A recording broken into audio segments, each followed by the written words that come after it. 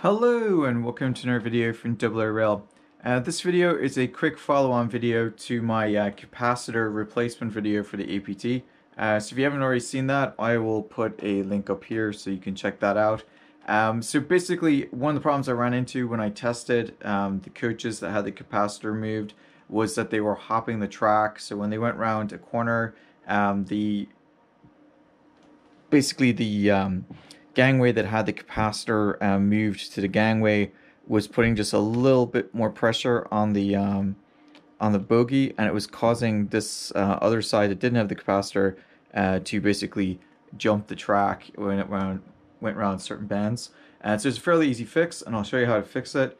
But I just thought I'd point that out since I know a lot of people may have watched my video and they've moved the capacitors, and so when they get their 5-car or 7-car set and it starts to derail, you might wonder what's going on. So this is a quick video to show you how to fix it. Okay, so this is one of the coaches where we removed the capacitor over to the end here. You can see it sitting here.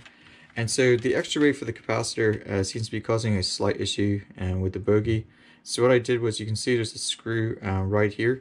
And this screw basically is the same as the one that holds this piece in here. Now what I'm going to do is just loosen the screw up so you can see how it works. So I just got my forefinger on there. The screw doesn't really come out, so you can just unscrew it a little bit, and this piece comes out, and you can see here it's got a hole for the screw. So when you're undoing this one slightly, you don't want to undo it too far, or you'll have a bit of a time trying to get it back in. So what you do is, on this end I've just tightened it, screw it till it goes, and don't over tighten it, just once it stops moving, just stop. On this end, what I had to do is, from factory, I had to loosen it about half a turn. So I loosened it a quarter of a turn. It wasn't derailing as much, but it was still derailing a little bit. And so I loosened it another half turn, and it seems to work pretty well. The capacitor seems to put a little bit more weight on the just on this piece here where the two work together, so it's supposed to have some degree of flexibility there.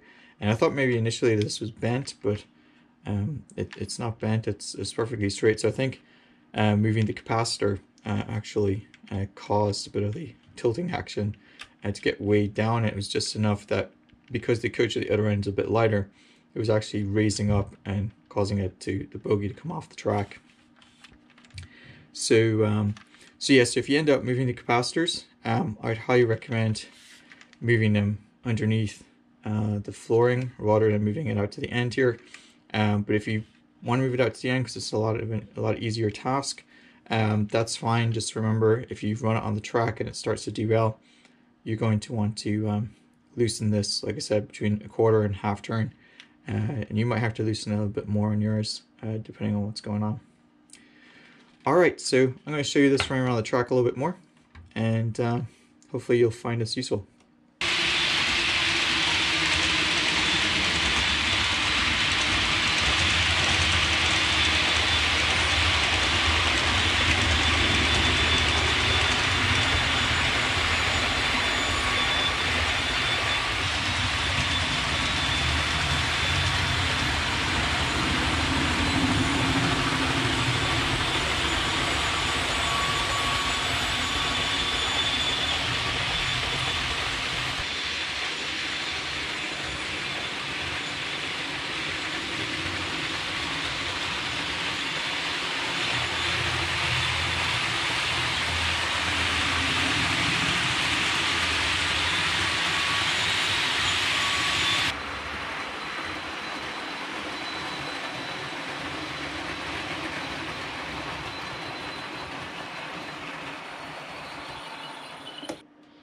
Alright, so you saw there, it was fairly easy to fix that. We just basically tweaked the screw a little bit, just loosening it from factory about half a turn, and that was good enough.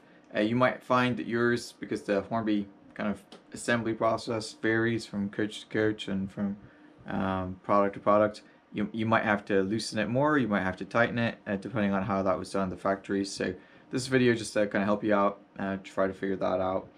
So don't panic if you've moved your capacitors and the train derails. It should be an easy fix. So that's it for today's video. Hope you guys found it useful, and until next time.